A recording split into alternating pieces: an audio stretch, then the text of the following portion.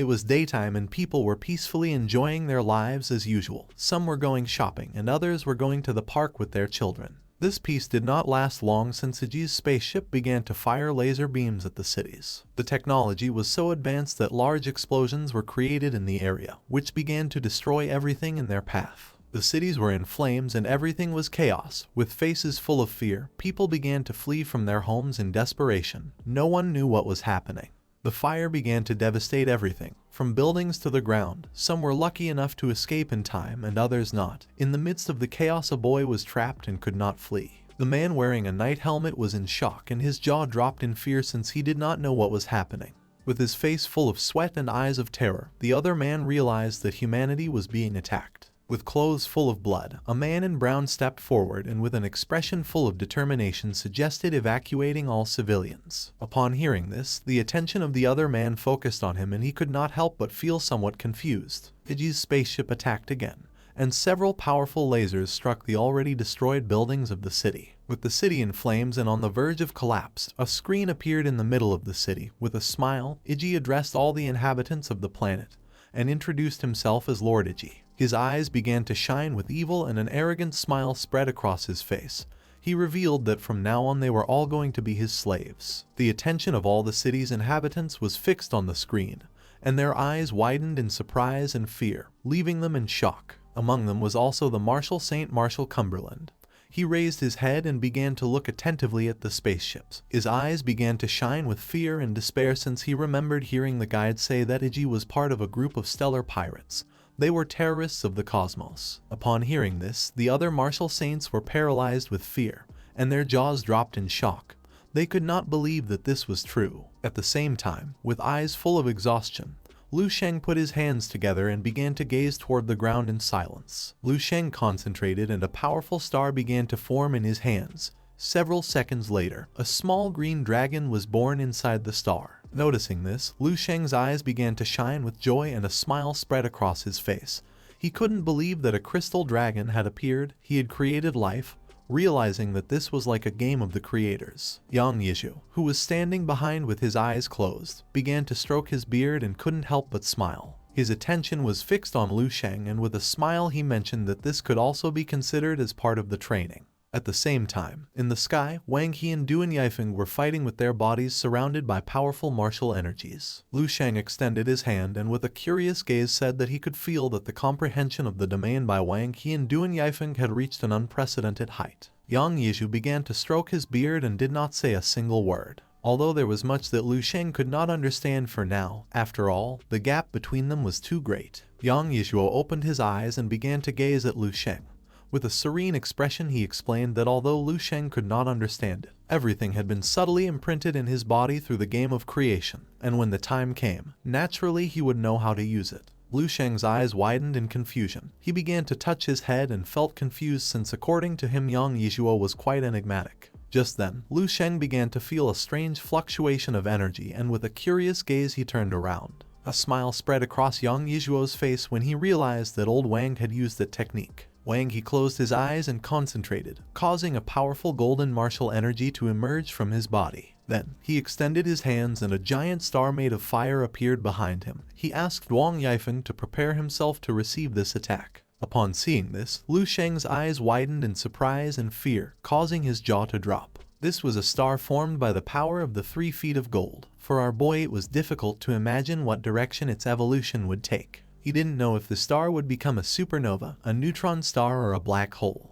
Wang Yifeng focused and several stars made of crystal began to float around him. He was furious upon seeing that Wang He was the one who wanted to launch this technique first. He extended his hands and the stars he had summoned broke apart and their energy began to gather and spin around him. He decided not to stand idly by and see who was stronger. The energy began to gather and form a powerful star. At the same time, Wang He's star was also becoming stronger and stronger. Not long after, the stars collided with each other and a powerful energy shot out in all directions. Lu Sheng clenched his teeth and put his arms in front of his head. He did not know if they had completely given up their bodies and fused with cosmic energy to achieve divine immortality. Our boy's attention was fixed on them and his eyes began to shine with excitement. and he couldn't help but smile. For him this was incredible. This was a clash between two elite divine domains, and now many new perceptions and ideas had also arisen in his mind. The clash of the stars began to destroy everything nearby. With a curious gaze, Lu Sheng watched fascinated, immersed in an indescribable state, with all his attention focused on the divine battle unfolding before him. However, his hands did not stop creating one star after another, one crystal planet after another, faster and faster, more precise and more skillful. In the blink of an eye, hundreds of stars appeared around Lu Sheng, causing a smile to spread across his face. While the stars were releasing energy, Lu Sheng began to gaze toward the ground. Without realizing it, the crystal planets and stars created by Lu Sheng began to match in number those from the battle between the two gods. This vast stellar domain had become the third divine domain in this void of cosmic boards. Lu Sheng extended his hands and began to control the stars. Young Yizhuo began to observe our boy with a proud expression and could not help but smile. With eyes shining with joy, he began to ponder in silence. At the same time, in the country of Leon, Iji continued attacking the cities. Amid the panic, the humans who remained alive began to flee in panic. With a gaze full of fear, the man wearing a white shirt turned around and asked everyone to run quickly. Near some rubble there was a wounded woman hugging her little daughter who was crying in fear. Just then, a burst of energy began to descend from the sky towards them. Cumberland clenched his fists and with a serious expression, jumped and began to move toward them. He was not going to let anyone die before his eyes. Using his power, Cumberland landed in front of them and created an energy shield, causing the burst to impact against the shield. The attack was powerful since Cumberland lost part of his clothing. With his fist clenched, he began to show an expression full of determination. People soon realized that he was the great warrior Cumberland. People did not take long to realize that he was the great warrior Cumberland. With a smile, one of the men raised his fist in the sky and began to cheer for Cumberland. The eyes of the other man began to shine with hope, since according to him, being with Cumberland they were going to be safe.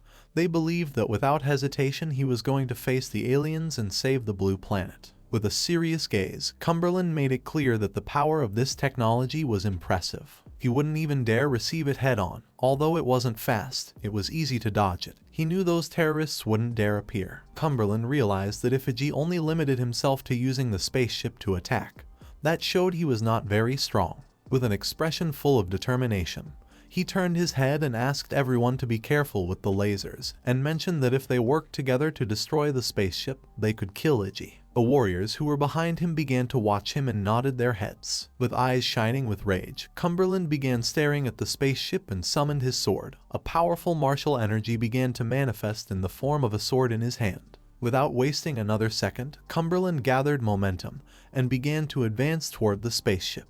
As Cumberland was slowly flying toward the ship, a confident smile appeared on the faces of the people. They knew this was the supreme technique of the great Lord Cumberland, and now there was nothing to worry about. They clenched their fists and began to cheer him on. Not long after, Cumberland reached Iji's spaceship and attacked with his sword. His sword struck against a shield that surrounded the ship. Upon seeing this, Cumberland's eyes filled with confusion and curiosity.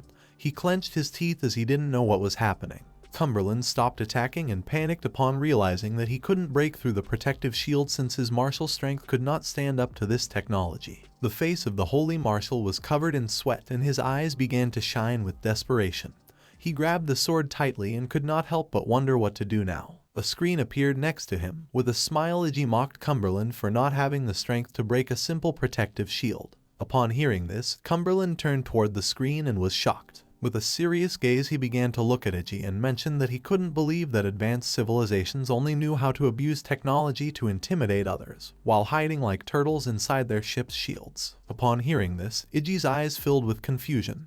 Then an arrogant smile spread across his face as he asked if Cumberland wanted him to get out of the spaceship. With his face full of sweat, and with a determined expression, Cumberland began to imbue mana into his sword and mocked Iji, provoking him to come out of the ship. If this provocation could manage to make him come out, then perhaps there would be a chance to resolve this crisis. Not long after, Iji decided to please Cumberland's wish, and the door of the ship opened. Iji came out of the ship, and upon seeing this, Cumberland's eyes began to shine with joy.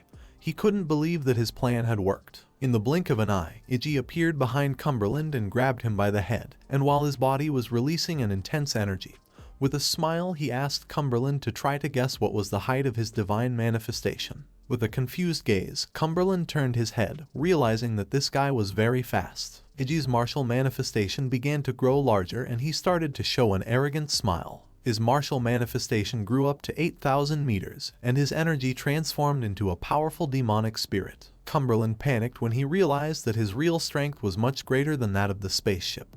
He knew that now humanity had no salvation. This is the end of the video. If you guys want to see the next part, then don't forget to subscribe and like the video.